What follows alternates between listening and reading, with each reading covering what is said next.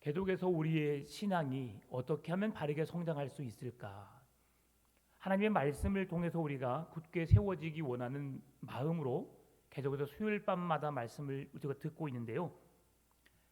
우리의 신앙을 바르게 성장시키는 데 있어서 가장 중요한 핵심은 예배에 있습니다.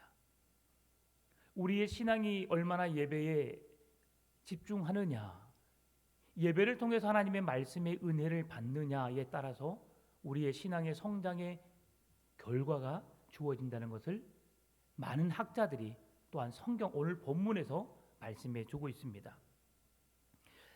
예배 중에 설교를 통해서 여러분 은혜를 받지 못하면 일상적인 생활을 통해서 여러분이 말씀을 묵상하고 또 말씀을 여러분 계속해서 여러분이 읽으면서 은혜 받으려고 해도 그 은혜가 그렇게 크지 못함을 경험하게 될 겁니다. 왜 그러냐면 하나님이 개인에게 부어주신 은혜도 있지만 공동체 예배를 통해서 부어주신 은혜가 얼마나 큰지를 그 모두에게 나타내 보여주셨기 때문입니다. 따라서 말씀을 듣는 것이 우리의 신앙생활에 가장 큰 도움이 된다는 사실을 기억하시고 여러분 말씀을 사모하시고 예배를 사모하시는 여러분 되시기를 바랍니다. 오늘 본문의 말씀을 보면 1절은 명령입니다. 그리고 2절의 말씀은 그 주어진 명령을 이해시키려는 말씀으로 주어지고 있는데요.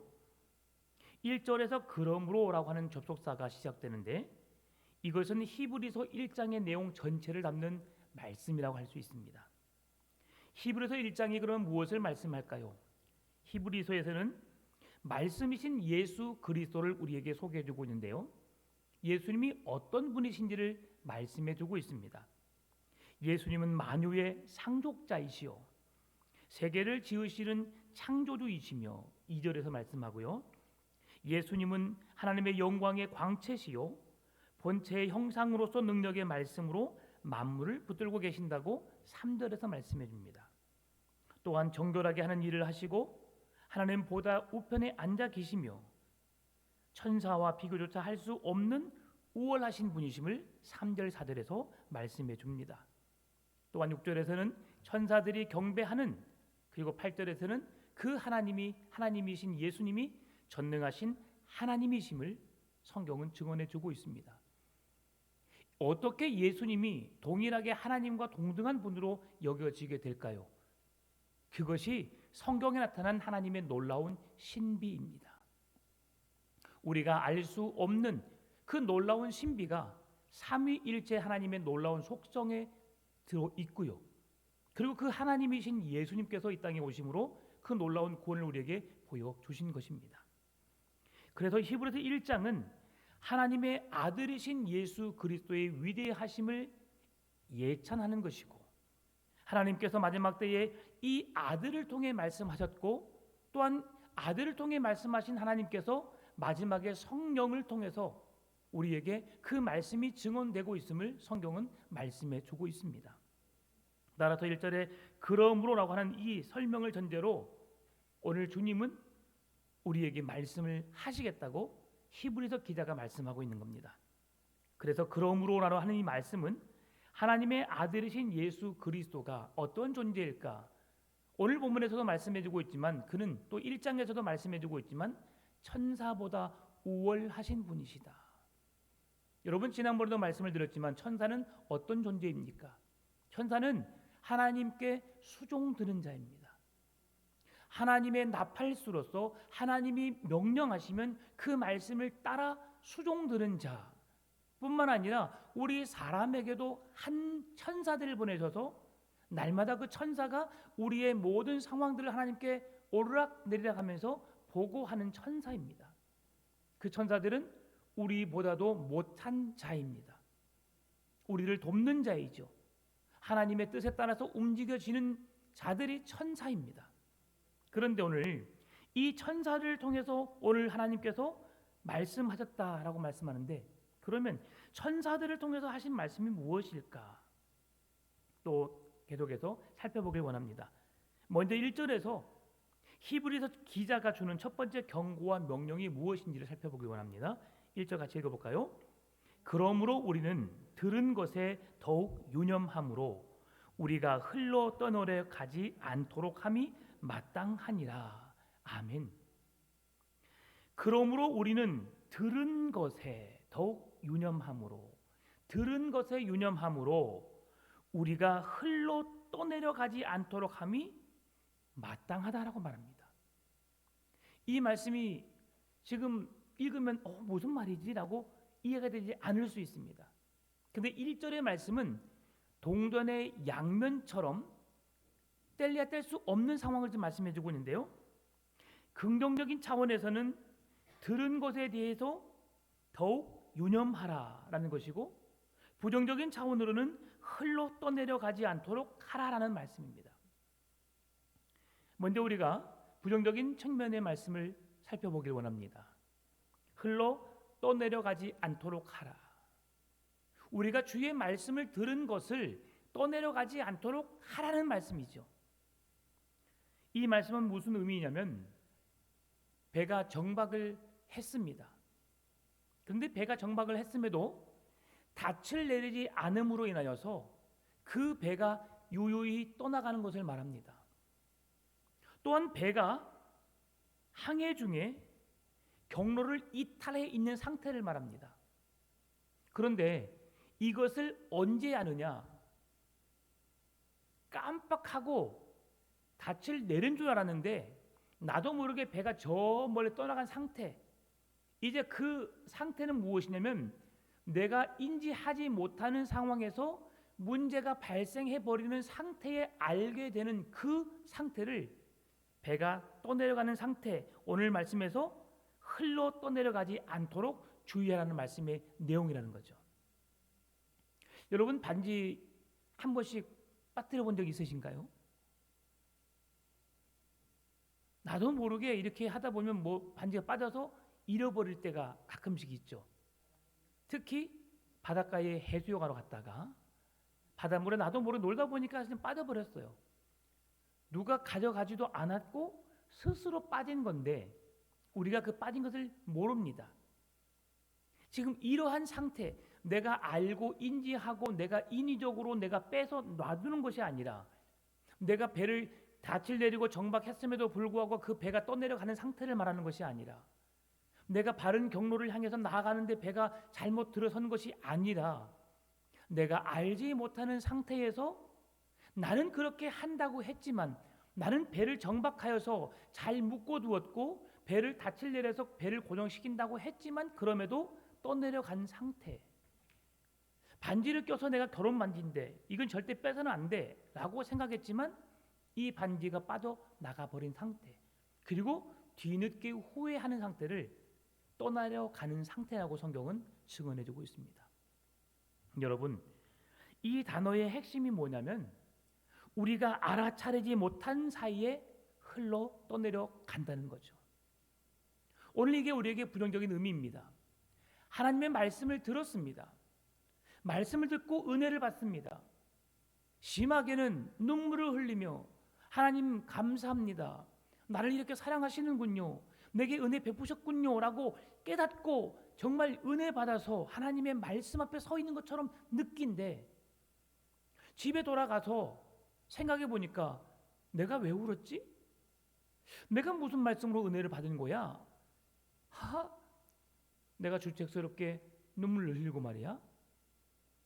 잊어버린다면 이것이 바로 떠내려가는 우리의 신앙의 상태임을 성경은 말씀해 준다는 거죠. 이런 상황의 사람들이 참으로 많습니다.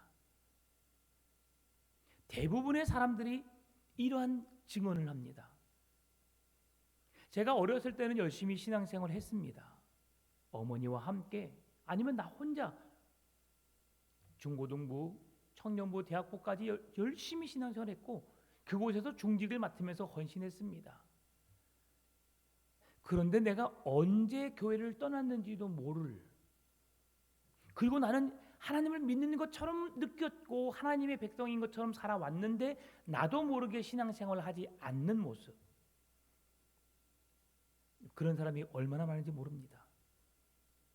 여러 가지 이유가 있겠죠. 어떤 사람은 어떤 상처로 인해서, 어떤 사람은 강한 하나님에 대한 불신의 마음이 들어서 떠난 사람도 있지만 전혀 그것도 아닌데 나도 모르게 바쁘다는 핑계로 교회를 한 번, 두 번 안 나가다 보니까 나도 모르게 교회를 떠나버리는 그런 내 현주소를 발견하게 되는 상황을 많은 사람들이 경험하게 됩니다. 지금 그 상황이 흘려 떠내려 가는 상태라고 말하는 거죠. 여러분, 그래서 말씀을 듣고 있지만 하나님을 예배하고 있지만 오늘 우리가 이 앉아 있다고 우리가 안심하고 그렇게 믿음이 있는 사람처럼 우리가 서 있으면 되지 않음을 말씀하는 겁니다. 결국 진리에 대해서 일시적으로 태만해서 벌어진 일, 그것이 아니라 오늘 성경은 복음과 그 말씀을 듣는 것에 무감각하여 아멘하는 마음이 아닌 거부하는 완고한 상태, 복음을 받으려고 하지 않고 완고함으로 그 말씀을 거부한 상태, 이 사람의 마음의 상태를 흘려 떠내보내는 사람의 마음이라고 성경은 말씀합니다. 이것이 오늘 우리가 하나님 말씀 앞에서 예배하는 우리의 신앙을 돌아보아야 할 상황입니다. 오늘 여러분은 오늘 드려지는 예배를 통해서 은혜를 사모하십니까? 또한 예배를 통해서 하나님의 말씀이 무슨 뜻인지 여러분 계속 깨달으면서 은혜를 받고 계십니까? 나의 신앙의 상태를 점검하시기 바랍니다. 그냥 형식적인 예배, 1시간이라는 예배의 시간만 내가 허비하고 집에 돌아가는 삶을 살고 있는지, 아니면 정말 그 1시간이라는 시간 속에서 내가 하나님을 만나기 위해서 몸부림치고 그 말씀을 사모하고 그 주신 말씀을 기억함으로 그 말씀대로 살아내려고 노력하고 있는지 여러분의 신앙을 살펴보시기 바랍니다. 그러면 우리가 우리의 신앙의 상태가 흘려 떠내려가는 상태가 아니도록 우리가 견고하게 붙잡힌 바 되어서 그 말씀을 깨닫고 이해하고 그 말씀의 풍성한 은혜를 경험할 수 있는 삶은 어떤 삶일까요? 그것은 말씀합니다. 들은 것에 유념하라라고 말하는 거죠.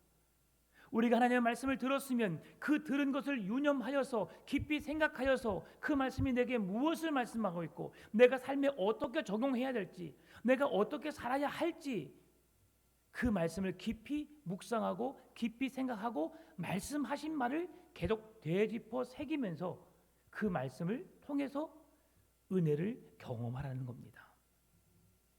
그래서 말씀을 듣는다는 것, 이것은 신앙이 미성숙한 성도들이 주의할 일이 아니라 모든 성도들이 말씀을 주의해서 들어야 되는 것이고요. 말씀을 들은 말씀에 유념해야 한다고 성경은 말씀하는 겁니다. 여기서 더욱 유념하라는 말씀은 매우 강한 명령입니다. 그래서 공동번역 성경에서는 그 강도를 더 세게 하기 위해서 들은 바를 더욱더 굳게 간직하여라고 말합니다.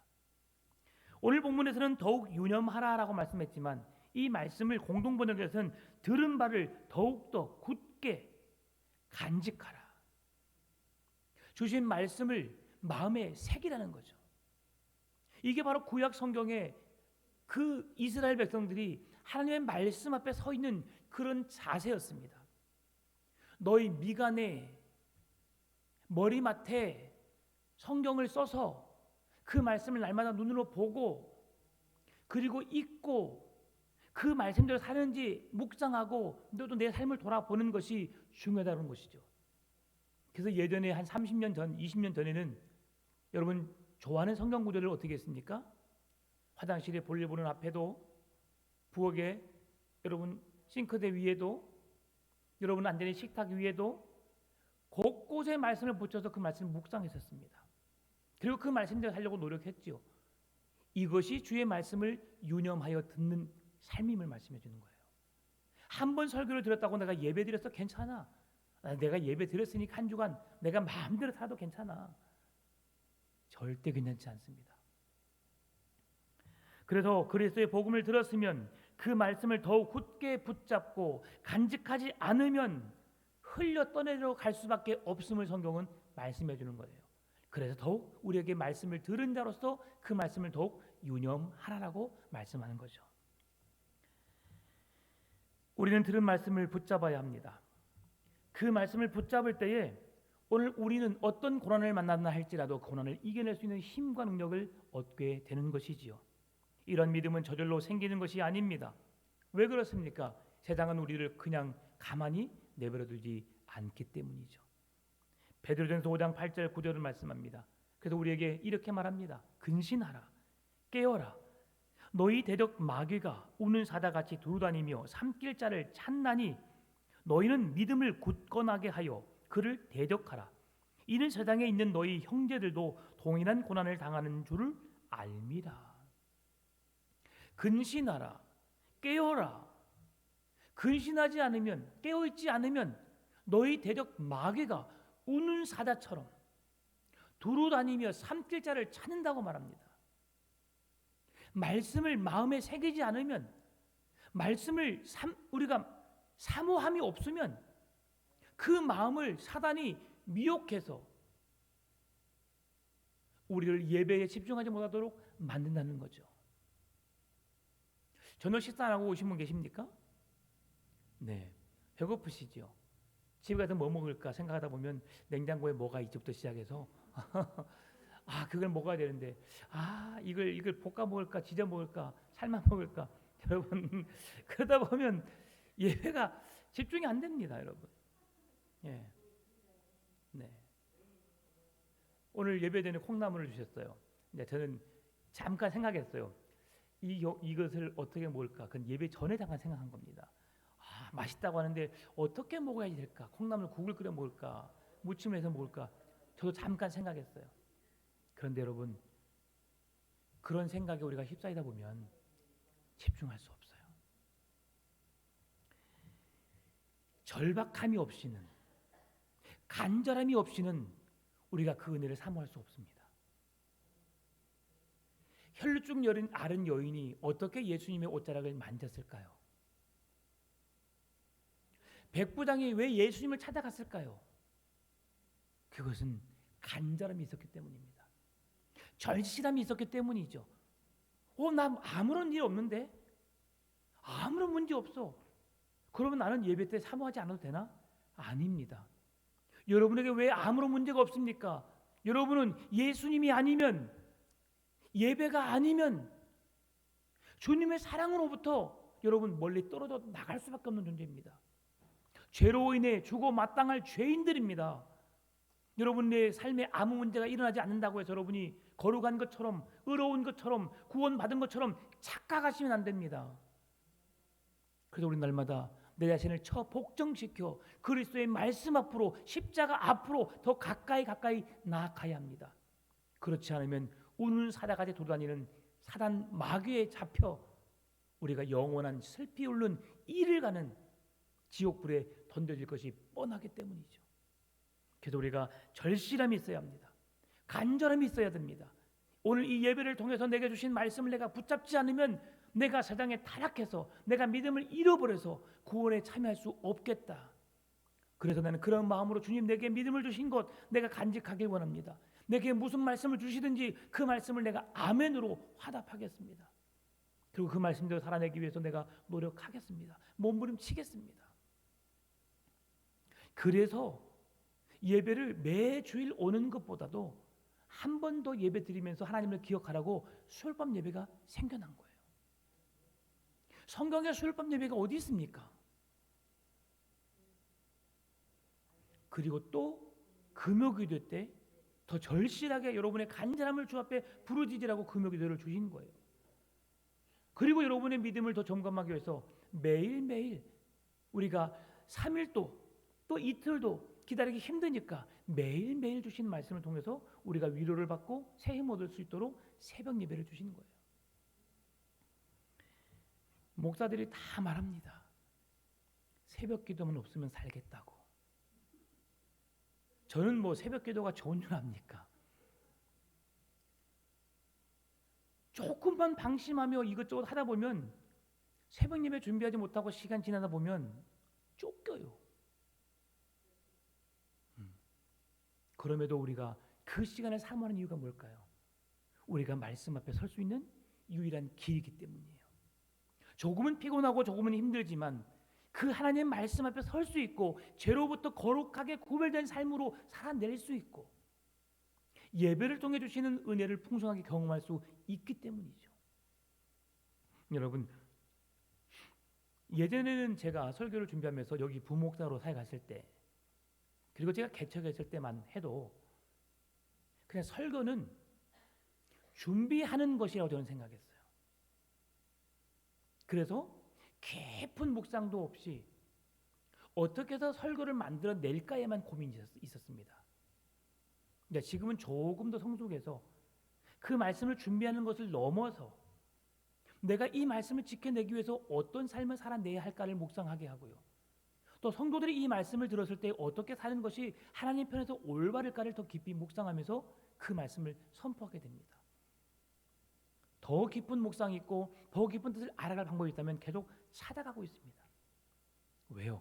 우리 하나님의 말씀을 보다 명확하게 알아야 하기 때문이죠. 그래서 주님의 말씀대로 살기 위해서 우리는 우리에게 가난한 심령으로 주님이 나를 불쌍히 여기시고 긍휼히 여기시는 그 은혜로 내가 주님 앞에 설 수 있음을 고백하면서 그 믿음으로 나아가야 한다는 거죠. 그래도 히브리서 기자는 이 명령이 얼마나 심각하고 치명적인 결과를 가져오게 되는지를 말씀해 주는 거죠. 그래서 들은 것에 대해서 더욱 유념하라. 그렇지 않으면 너희들이 받은 은혜, 너희들의 삶이 저 죄악으로 떠밀려 갈 수밖에 없기 때문에 들은 말씀에 유념하여 너희 믿음을 지키라고 성경은 말씀해 주는 겁니다. 2절의 말씀 같이 읽어볼까요? 천사들을 통하여 하신 말씀이 견고하게 되어 모든 범죄함과 순종하지 아니함이 공정한 보응을 받았거든. 아멘. 오늘 히브리서 기자는 이 말씀을 구약의 말씀을 인용하여서 오늘 우리에게 선포하고 있는데요. 이 말씀이 구약 성경에 어디에 기록된 건 아닙니다. 그러나 이 말씀, 천사들을 통하여 하신 말씀, 이게 무엇일까요? 천사들을 통하여 하신 말씀은 모세의 율법을 지칭하는 유대인들의 표현 방식이었습니다. 그래서 성경에서는 명확하게 말씀해주고 있지는 않지만 유대인들의 전승을 보니까 하나님께서 모세에게 율법을 주실 때 천사를 통해서 주셨다고 했고 또한 유대인들은 그렇게 이해를 했습니다. 그래서 히브리서 저자도 이 상황에서 천사들을 통하여 하신 말씀을 무엇이라 말씀하느냐? 구약의 율법이라고 말합니다. 그러면 이렇게 우리가 명확하지 않지만 좀 불분명한 것 같아 보이죠? 더 명확한 말씀을 드리면 갈라디아서 3장 19절 말씀입니다. 그런즉 율법은 무엇이냐? 범법함으로 더 하여진 것이라 천사들을 통하여 한 중보자의 손으로 베푸신 것인데 약속하신 자손이 오시기까지 있을 것이라. 하나님의 말씀을, 율법을, 말씀을 누구를 통해 주셨다고 하셨어요? 천사를 통하여라고 말하고 있죠. 그래서 2절에서 그 뒤에 이어지는 그 말씀이 견고해진다고 하는 것은 그 율법이 견고하게 되었다는 말씀은 무엇을 말씀하는 걸까요? 견고하게 되었다는 말씀은 증거로서 믿을만 하다는 뜻을 갖고 있습니다. 견고해졌다, 확신이 생겼다는 말씀이죠. 율법이 믿을 만큼 하나님의 말씀으로 효력을 가졌다는 뜻입니다. 그래서 공동번역, 새번역 성경에서는 효력이 있어, 효력을 내어라고 말합니다. 하나님이 말씀하신 천사를 통해 보내주신 말씀이, 율법이 효력이 있고 효력이 나타난다라고 하는 거죠. 자, 애들은 가 약장수가 약을 팔죠. 여러분, 그 약을 먹고 혐이 없으면 다시 가요, 안 가요? 안 갑니다. 네, 제가 좋은 파스를 하나 사왔어요. 네, 일본에서 샤론 파스라고요. 샤론 파스 효과가 좋습니다. 제가 우리나라 제일 파스, 신신 파스, 케토토 막 다 발라봤거든요. 내 몸에 무슨 느낌이 있지라고 별로 느낌이 없더라고요. 네, 근데 딱 붙이니까 후끈후끈거리면서 통증이 딱 사라지더라고요. 근데 그것도 하루 이틀 지나니까 또다시 통증이 또 찾아오더라고요. 그때 또 한번 딱 붙여줘요. 예, 그러면 또 통증이 딱 사라져 버리더라고요. 예, 효염이 있으니까 제가 다시 일본 가면 샤론 파스 사겠어 안 사겠어요? 사겠죠. 효염이 있으니까. 약을 먹어보고 그 약에 내 몸에 받게 되면 여러분 그 약을 선호하게 됩니다. 그러죠. 이 약 한번 먹어봐. 이거 정말 좋거든. 내 몸에 반응을 하니까. 그런데 그 모든 반응이 사람마다 다르다는 것을 여러분 아셔야 합니다. 여러분 오늘 동일하게 예배를 드립니다. 말씀도 마찬가지예요. 파스도 약도 내 몸에 맞아야 붙이고 먹는 겁니다. 먹었는데 설사가 나고 먹었는데 구토가 나고 먹었는데 머리가 어지럽고 힘이 들면 먹지 않습니다. 오늘 말씀을 통해서도 이 말씀이 효력이 있게 하기 위해서는 그 말씀이 내가 보가 되게 하기 위한 간절함과 절실함으로 사모함으로 그 말씀 앞에 서야 한다는 거죠. 그 말씀이 흘러내려가지 않도록 우리가 주의해서 말씀 앞에 서야 된다는 겁니다. 여기서 오늘 2절에서 모든 범죄함과 순종하지 아니함을 말씀합니다. 천사들을 통하여 하신 말씀이 견고하게 되어 모든 범죄함과 순종하지 아니함이 공정한 보응을 받았거든. 천사가 하신 말씀을 우리가 지켜내므로 말씀에 따라서 순종했다면 하나님이 우리를 보응하지 않겠죠. 보응이라고 하는 것은 뭐냐면 하나님의 공의로운 처벌을 말합니다. 율법을 지켜내지 않았기 때문에 우리가 그 처벌을 받게 된다고 말씀하는 거예요. 그런데 천사가 주신 율법을 지켜내지 않음으로 인하여 우리가 처벌을 받는다면 그보다 더 위대하신 전능하신 하나님의 아들이신 예수님이 선포한 말씀을 듣지 않는 것이 얼마나 더 큰 처벌을 받을 것인가. 오늘 2절이 말씀하신 바가 그겁니다. 범죄함, 순종하지 아니함, 이것을 오늘 우리가 말씀을 듣는 것과 결부시켜서 말씀을 이해한다면 범죄함은 율법을 따르기를 거부하는 것을 말합니다. 그 선을 넘어가는 것을 말합니다. 정해진 규칙, 규율, 규범을 지키지 않고 선을 넘어서 죄를 범하는 것을 말하는 거죠. 말씀을 지키지 않는 것을 말합니다. 그러나 순종하지 아니함은 율법을 주의하여 듣기를 거부하는 것, 율법의 귀를 막는다는 의미인데 특별히 말씀을 듣는 태도와 관련되어 있습니다. 범죄함은 소극적인 개념이라면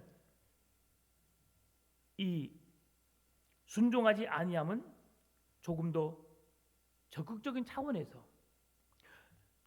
말씀하고 있지만 그 두 단어는 모두가 다 하나님이 주신 보응을 피할 수 없다는 것이죠.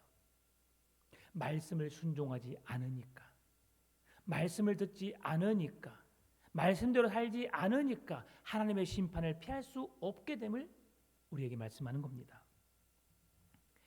여기까지가 모세의 율법에 대한 백성들의 태도입니다. 그러면 천사를 통해서 주신 말씀에 대한 잘못된 태도도 보응을 받는다면 하물며 하나님께서 친히 아들을 통해 주신 말씀에 대한 범죄의 보응은 어떨까요? 3절에서 말씀합니다.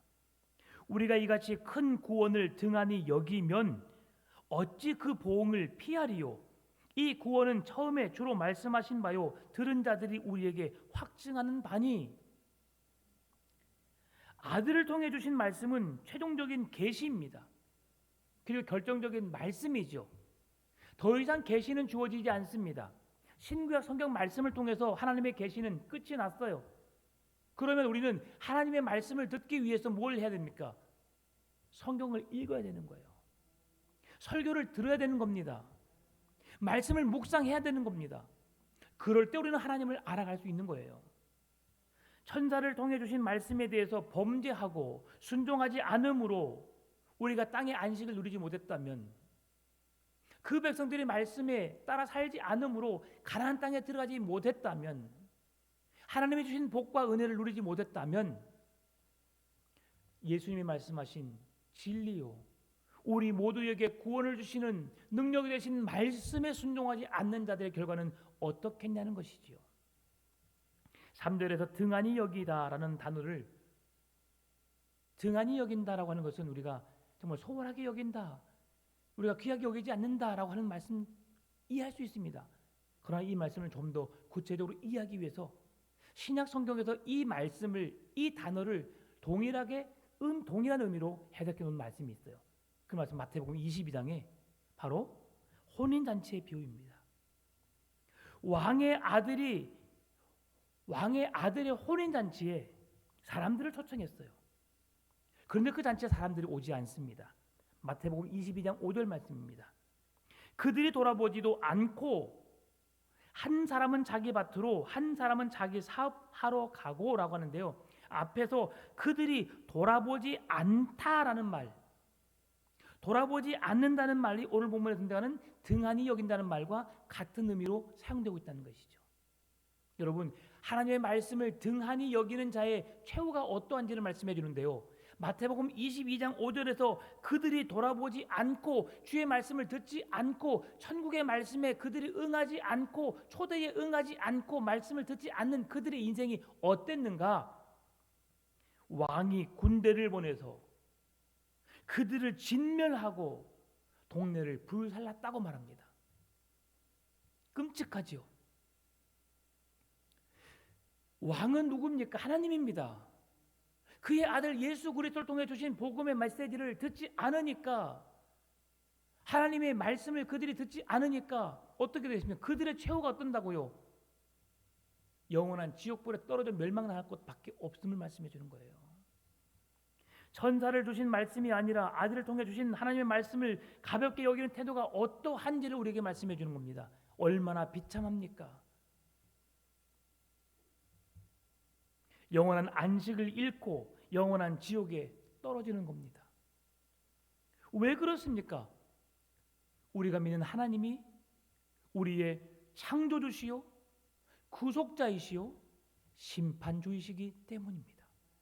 예수 그리스도와 상관없는 삶을 살면, 그 말씀을 통해서 우리가 하나님의 뜻을 깨닫지 못하면 이렇게 불살라지고 내쫓김을 당하고 심판을 받을 수밖에 없음을 말씀해 주는 겁니다. 그래서 히브리서 기자는 경고이자 명령으로서 들은 것에 더욱 유념하라고 1절에서 말씀해 주는 겁니다. 이렇게 하지 아니하면 흘려 떠내려갈 것이 뻔하기 때문에, 큰 구원의 복음을 등한히 여기는 결과를 맞이할 수밖에 없기 때문에 들은 것에 더욱 유념하라고 말씀하는 겁니다. 그러면 우리가 구원의 말씀을 귀담아 들어야 할 이유는 무엇일까요? 첫 번째로 그것은 아들을 통해 주신 하나님의 말씀이기 때문입니다.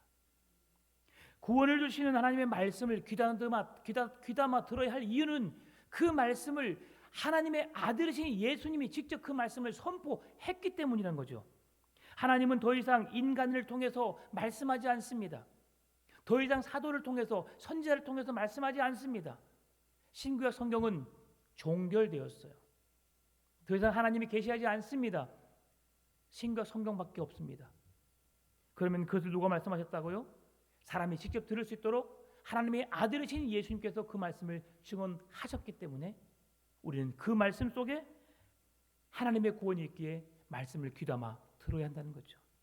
두 번째로 우리가 들은 구원의 말씀은 아들을 통해 직접 들은 사람들의 증언의 기초를 두고 있기 때문입니다.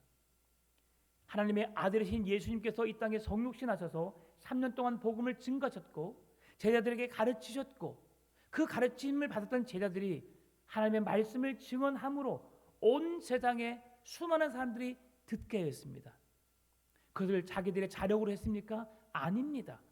예수님이 복음을 증거한 것을 그의 제자들을 통해서 증언하게 하신 이유는 성령님이 그들에게 찾아오셔서 오순절 마가의 다락방에 성령의 충만하게 그들에게 임함으로 하나님의 말씀을 성령에 의하여서 그 제자들이 증언할 수 있도록 우리에게 나타내 보여주셨기 때문이죠. 그 말씀이 오늘 우리들까지 듣게 되었고, 오늘 우리도 성령의 감동을 받아 성령의 은혜를 입은 우리들이 그 복음의 메시지를 세상의 사람들에게 증언하는 것입니다. 하나님은 그렇게 놀라운 일을 우리에게 보여주신 것이죠. 세 번째로 우리가 들은 구원의 말씀에는 하나님이 친히 증언의 주제로 참여하셨기 때문이죠. 우리가 지금 계속 마태복음을 지난주까지 묵상했죠. 이번 주에 특별 새벽기도여서 우리가 말씀을 잠깐 쉬고 있고 또 개인적으로는 묵상 계속 하고 계신 줄 믿습니다. 그런데요, 하나님이 그 말씀을 통해서 백성들에게 뭘 보여주셨냐면 표적과 기사들을 보여주셨어요. 이건 하나님의 능력입니다. 하나님이 그 백성들에게 예수 그리스도를 보내셔서 그 백성들을 대신하여 친히 죽게 하셨는데요, 이 모든 일을 행하신 분이 하나님이시라는 거예요.